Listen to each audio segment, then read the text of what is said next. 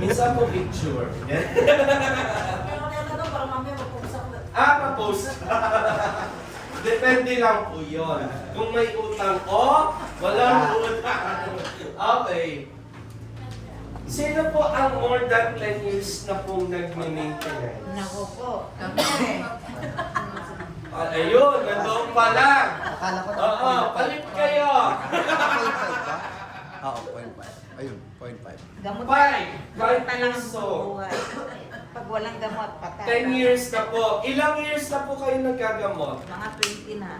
20. Congratulations! Milyonaryo ka na! Ka pala. Palakpakan natin ang 20 years! Hindi dahil doon. Baka dito sakali kung di ba maano. Wow! Yung mga sakali. Diba? Mother ko, ilang years ka nang maintenance? Napakatagal ko na. Ako. Kulang 10. So, 9 years. Sabi na natin, 9.5 years. Kayo, mother ko, nagme-maintenance ho? Hindi pa? Kayo, mother ko, hindi pa? Gusto niyo ho? Hindi. Dito lang. Kayo, daddy ko, nagme-maintenance ho? 4.5 years. And still going po. Okay?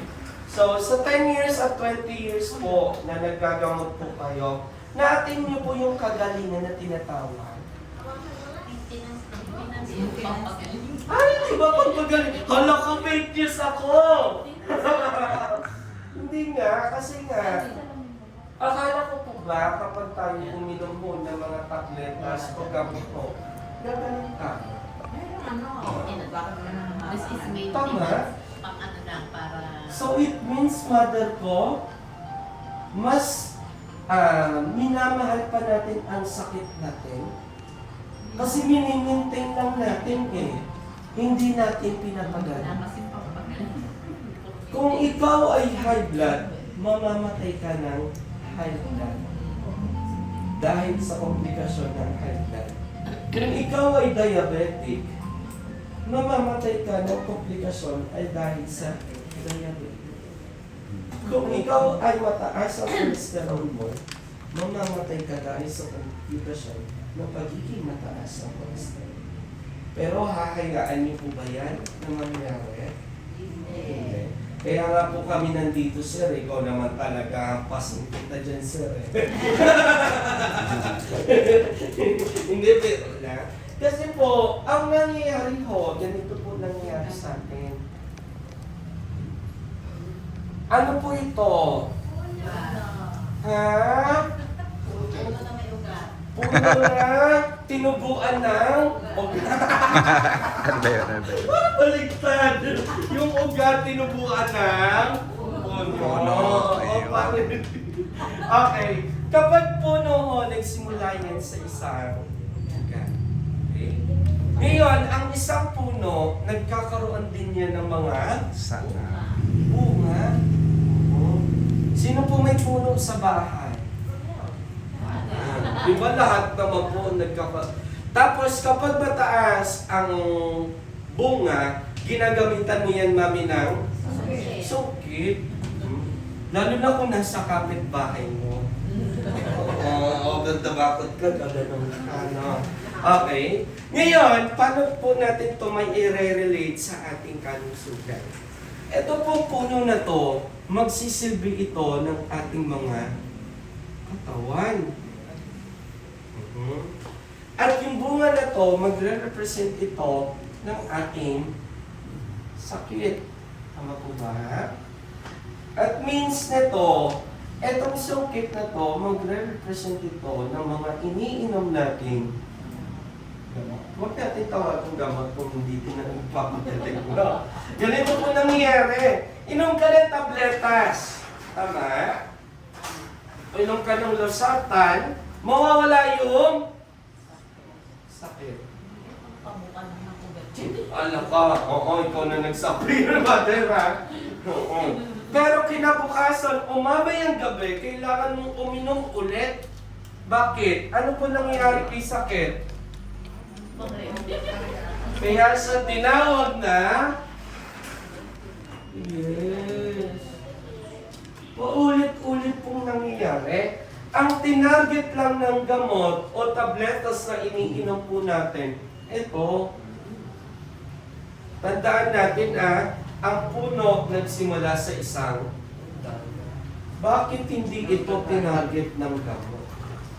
Bakit mismo bunga ang tinarget? Para mabili ka. Hala ka! Para mabili yung gamot. Wala kang sinasabing gamot. Mami ko! Masisira yung vlog ni Daddy! Baka mabili. Ano daw mabili ang gamot? Wala naman. Kasi wala naman tayong ibang choice so kundi bumili ng gamot. Wala tayong ibang choice eh. Ayoko sabihin yung mga buhayon ulit. Okay. Minsan, ginagawa din po sa katawan ng isang tao yung tinatawag na opera.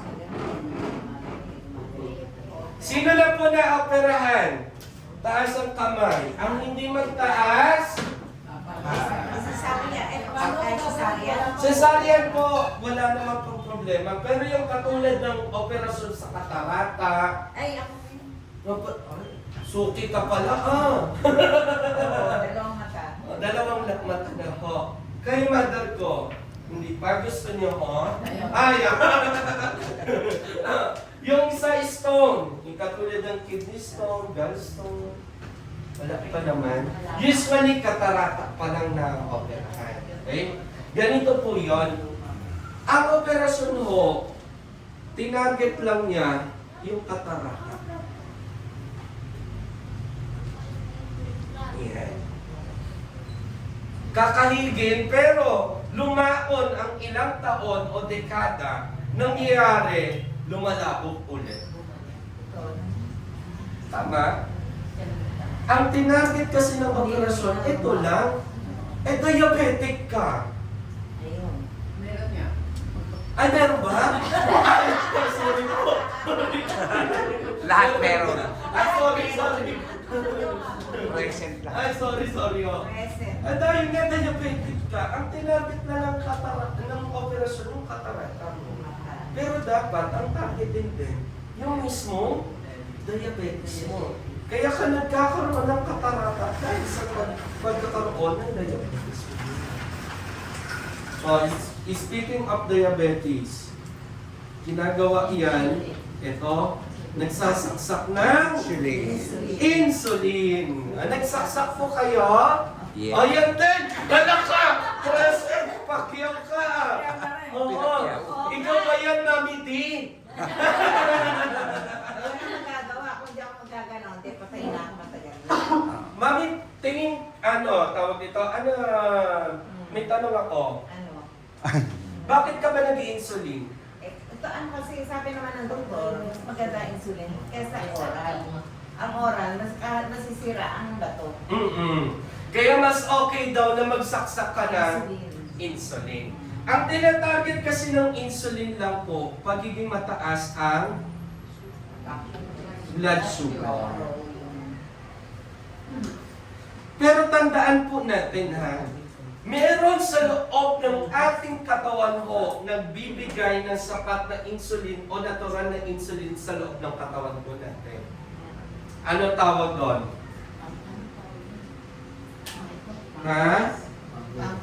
Yes, pancreas. Para po makontrol yung pagtaas ng blood sugar. Ang nangyayari po, kung bakit po uncontrol ang pagtaas ng blood sugar, hindi kasi nagpapangsyon to ng maayos. Kaya ni-recommend sa iyo ng doktor, magsaksak ka na ng insulin. Tanong ko po, kapag iyan ba sinaksak po ninyo, magpapangsyon ulit ito? Hindi. Ano lang ang tinarget ng insulin? Blood sugar lang. Para hindi siya tumaas, hindi tumaas. Okay, nagigets na po ang ginawa po sa inyo ng doktor. Panigurado hindi nyo naman po ito naramdaman. Ayan. Ayan. Hindi ba naman? Hindi ba naman? Ako po, hindi. Ayan. Kasi ako dinayalis sa 8 taon. Ha? Namatay ang asawa niya. po. Kala ko naman ikaw. Hindi, malapit na. Ang dami naman. Huwag naman. Nakahanda. Ang ganda-ganda mo pa naman, mami ko. Wala tayong magagawa. Yak Yung yan. lapit eh.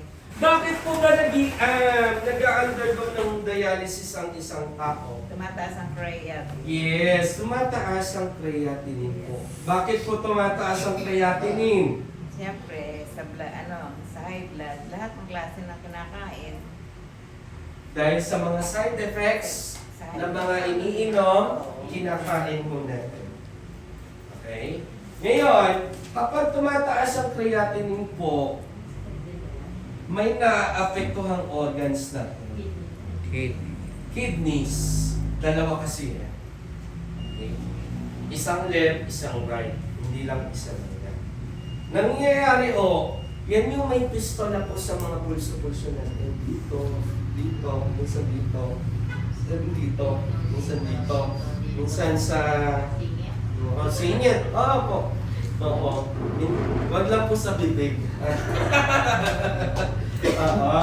Ngayon po, ang tinatarget lang ng dialysis, yung krea mo. Okay?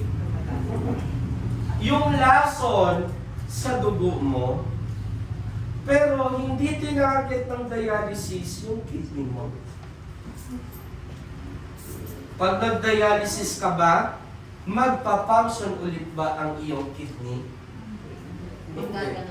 Habang buhay ka na ng din. Makina. Oo.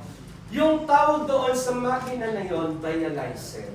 At yung mismong makina na yon, doon yung isasaksak dito sa pistola kung nakatawan ng tao. Habang pinaprocess yon, nililinis, dahil ang dugo natin ay nadi-deliver ng mga vitamina, mineral, ions, kasabay din yan, pag alis din ng krea, nawawala. Kaya parang malapot na pulang tubig na lang po ipapasok yan sa loob ng katawan ng isang tao, may sira ang kidneys. Okay?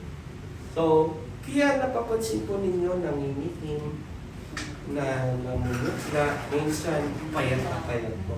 Naninilaw, nagbublo. Nagbublo. Huwag lang mag-green.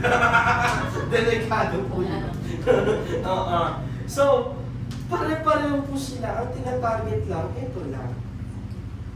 Yung sakit. Tama? Pero hindi nila tinarget ito. Ang tanong, ano ang ugat ng pagkakaroon ninyo ng sakit? Ha? Diabetes? Tama po kayo. Diabetes. Sa paglapot ng dugo yan, tama po ba? Okay. Meron kasi kayong tinatawag na cell, or baliktad natin ha? Damage. Yes. Damage cells. Kapag meron tayo ng damage cells lumalapot yung dugo, nagkakaroon ng mga komplikasyon po sa katawan na hindi maganda ang pagkain. Ang tanong ko po, paano po nadadamage ang cells natin? Anyone know? Hindi naingatan ang pagkain. Totoo po yun. Ito, para mas maintindihan po natin, no? Sino po mahilig kumain ng itlog?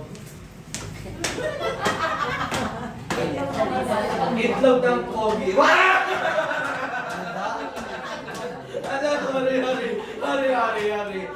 Sorry. Itlog ng? Manok ba yan? Manok, pugo. Ha? Ostrich! Laki nun Itlog daw ng dinosaur. Hindi. Di ba po merong shell yun? May puti, may dilaw. O yung pula. Oo, sabihin na natin pula minsan kasi red orange po yan eh. Okay? Ngayon, sa tatlong nabanggit ko, ano ang pinaka-importante po yan? Yung puti. Yung puti, taas ang kamay na sumasang-ayon sa puti. 1, 2, 3, 4. Buti talaga. Sino naman po ang sumasang-ayon sa dilaw? Taas ang kamay. Wala. Bakit pinatatawa? Sino naman po sumasang-ayon sa balat? Ayun, doon ako sa balat. 3, 4, Sa balat. 5, 6, 6. Yan ang ano. Ang tanong ko po, Dinuduro. bakit kasama ang balat? Yes. Bakit? Tanong ko po hindi po porket hindi natin nakakain, iyan ay hindi na importante. Hindi natin makakain ng loob kung sa labas pa lang meron ng damage. Tama ba? Nagkakaroon ng tinatawag nga bugok. Oo. Sino po bugok? Yung itlog hindi ako. Okay. Ngayon po, ang selula po natin, ganun din po halos. Kapag sira yung labas, o nagpa-malfunction yung labas, maaari pong madamay din ang loob ng selula po natin. At kapag nadamay ang isang cells pa lang natin, o cell, damay natin na din ito, tissues natin. At kapag nadami yung tissues natin, yung organs din natin, nadadamay din. At dahil yung katawan natin ang nagpapagana, ang mismong organs natin ang nagpapagana sa katawan po natin, nadadamay din po yung ating katawan mo. So ano ang dapat pagalingin mo? Ay kung magaling naman yung cells, kung meron din naman damage, yung damage cells ang inaayos natin. Sa susunod na araw, nabitin pa talaga tayo sa mismong aralin natin. Yung mismong nakakatulong po dyan sa mismong therapy at kung bakit tayo gumagaling po sa mga iniinda niyo po karamdaman na kahit pare-pareho po kayong sumalang po, pare-pareho kayong gumagaling po, kahit magkakaiba kayo ng sakit. Okay? May naintindihan naman po? Walang sasagot. Marami naman pala eh. Okay? So, nakuha sa takot. Okay, sige na. Humayo kayo at magpaka. Rame. Wala, kaya pa ba? Magpaganda na lang, tsaka magpakasaya. Mag-invite pa po kayo, Oo. Sa mga naka-schedule po ng optical, pila po dyan.